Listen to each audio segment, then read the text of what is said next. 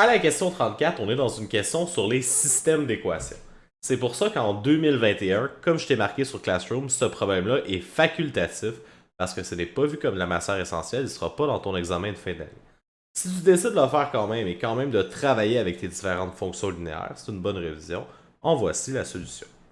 Donc, on te dit, Monsieur Gauthier est propriétaire d'un camping et il veut faire imprimer des feuillets publicitaires que seront distribués dans différents salons de tourisme et de loisirs.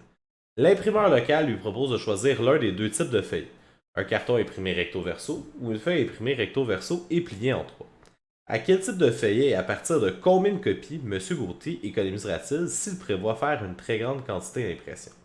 Ben, ce que j'ai ici, j'ai mon X, qui est mon nombre de feuillets imprimés, et j'ai le coût de ma fonction 1 et le coût de ma fonction 2. Donc, la stratégie, quand tu as une situation comme ça, qu'on cherche à avoir une comparaison de prix, une comparaison de deux fonctions, donc un système d'équations, ce que tu vas vouloir faire, c'est trouver les règles de tes deux équations pour ensuite pouvoir voir à quel point ils sont égales. Il va y avoir un moment qui ça va être, une va être moins chère, et ensuite, après un certain moment, l'autre va devenir moins cher.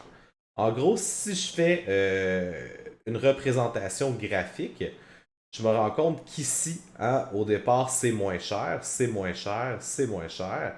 Et ensuite, après un certain point, c'est plus cher. Donc, quelque part entre 6300 et 12500, ils vont être éventuellement égaux. Donc, si je le fais, en fait, j'ai un qui va partir quelque part comme ça, et l'autre qui va partir quelque part comme ça. Fait qu'il va y avoir un point, un moment donné, qui vont se croiser. Et qu'est-ce que je remarque? C'est qu'avant ce point-là, ma fonction du bas coûte moins cher, donc elle en vaut plus la peine. Et ensuite, ma deuxième fonction vaut plus la peine après parce qu'elle coûte moins cher. Donc, notre but, c'est de trouver ce montant-là.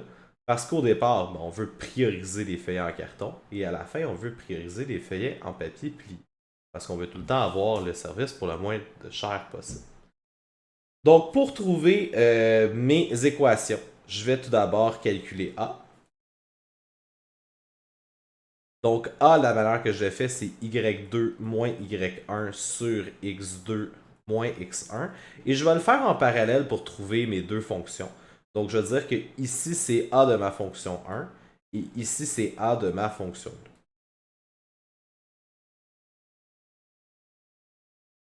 Donc, allons-y avec tout simplement les deux premiers points. Donc, je vais avoir mon point 1 et mon point 2. Donc, ici, je vais toujours avoir mon x1 et mon x2. Par rapport au y, ben, comme tu as vu, c'est mon y de ma fonction 1, mon y de ma fonction 2. Ce ne sera pas ça, mes y1 et mes y2. Je peux plutôt appeler ça ya et yb pour pas que ça soit mélangeant. Mon y2 va être pour la première fonction ici et là. Et pour la deuxième fonction, ben, je vais avoir un y2 ici et un y1 là. Donc, il faut vraiment que je pense que c'est deux fonctions séparées. Lorsque je traite lui, celui-là n'existe pas. Et lorsque je traite la fonction b, ben, le premier n'existe pas. Donc, allons-y pour le A1. Donc, A1, c'est y2 moins y1, donc 400 moins 374. Sur x2 moins x1, donc 5000 moins 3700. Ben, vu que je les fais en parallèle, mon A2, ça va être 422 moins 409 sur les mêmes x, 5000 moins 3700. C'est à cette étape-là que je sors ma calculatrice parce que c'est des calculs qui sont plus compliqués. 400 moins 374, ça me donne 26. Donc mon A1, c'est 26. Sur 5000 moins 3700, c'est 1300. Et 26 sur 1300, divisé par 1300. 26 divisé par 1300, deuxième essai. Ça me donne 0,02.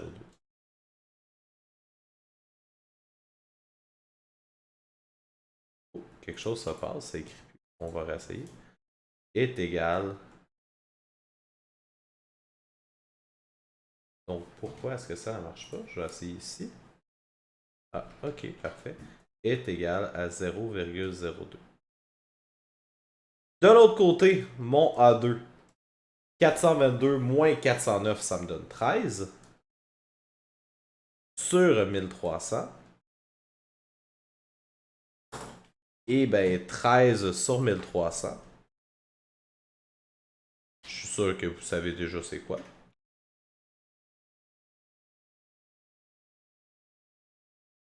Voilà. Donc maintenant, je vais calculer mon B. Parce que je dois avoir l'équation au complet. Donc, qu'est-ce que je vais faire? Je vais prendre un point. Et à l'aide du point, je vais le remplacer dans l'équation de base y est égal à ax plus b pour ensuite isoler mon b.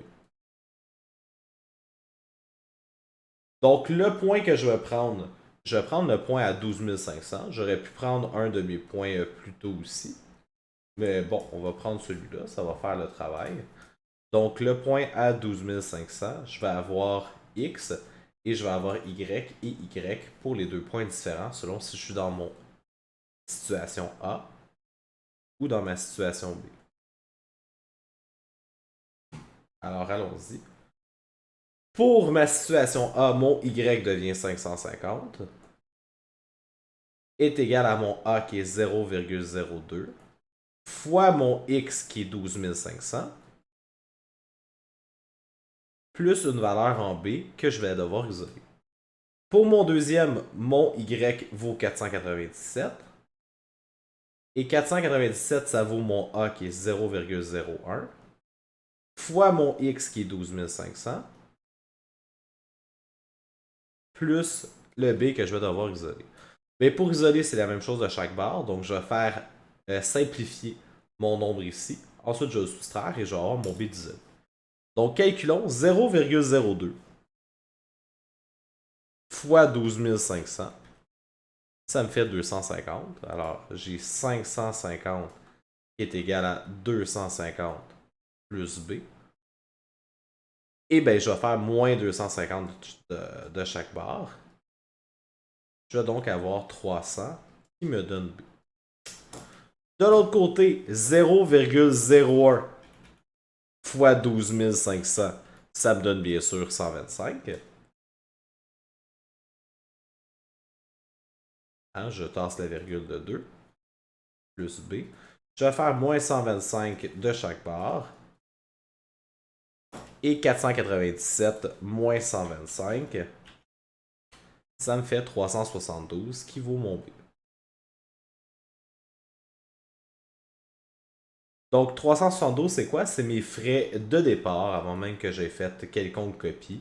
C'est peut-être des frais administratifs pour ma compagnie, par exemple, mais j'ai ces frais à payer là au départ. Donc ça veut dire que ma première équation, son équation, c'est y est égal à x plus b. Donc y est égal à 0,02x plus 300 pour mon YA. Et pour mon YB, j'ai 0,01 x plus 372. Donc maintenant, si je veux savoir à partir de combien de copies il économisera-t-il, ben, je dois voir à partir de combien qui sont égales pour ensuite voir c'est combien que ça y en prend. Donc on va faire ça ici. Et la façon de résoudre un système d'équations, c'est en fait de dire ben mon nombre va être égal pour les deux. Donc mon YA, je cherche le chiffre pour lequel mon YA va être égal à YB. Donc, mon équation 0,02x plus 300 va être égale à 0,01x plus 372. Donc, je vais faire moins 0,1 moins 0,1. Ça va me donner moins 0,1x plus 300 est égal à 372. Je vais faire moins 300 de chaque barre. Donc, 0,01x est égal à moins 372. Et je vais diviser par 0,01 ou faire fois 100. Donc mon x va être égal à 7200. Donc ça veut dire qu'à partir de 7200 copies, je suis égal. Donc je pourrais mettre 7200 ici dans mon tableau. Et à 7200, c'est le moment où ils sont égales. Avant, ben, j'ai un côté qui est plus petit, et après, c'est l'autre côté qui est le plus petit. Si je veux savoir quel était le coût, ben, je peux le calculer avec un ou l'autre. Donc, par exemple, YA,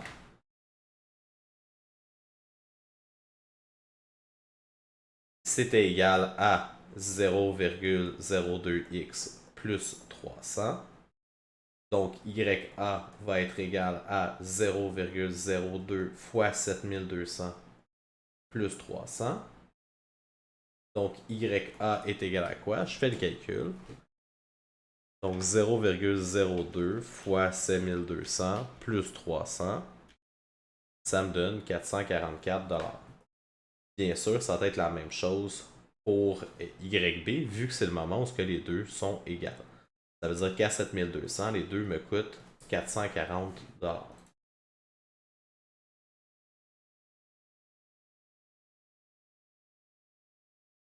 Ben maintenant, pour la réponse, en revenant à notre question initiale. Donc, on te demandait avec quel type de feuillet et à partir de combien de copies M. Gauthier économisera-t-il s'il prévoit faire une très grande quantité d'impressions. Donc là, le feuillet que je veux prendre, qui est le moins cher pour une grande quantité, c'est les feuillets de papier pilier. Et je commence à faire une économie à 7201 feuillets. Donc, réponse. Feuillet en papier plié à partir de 7201 feuillets à imprimer.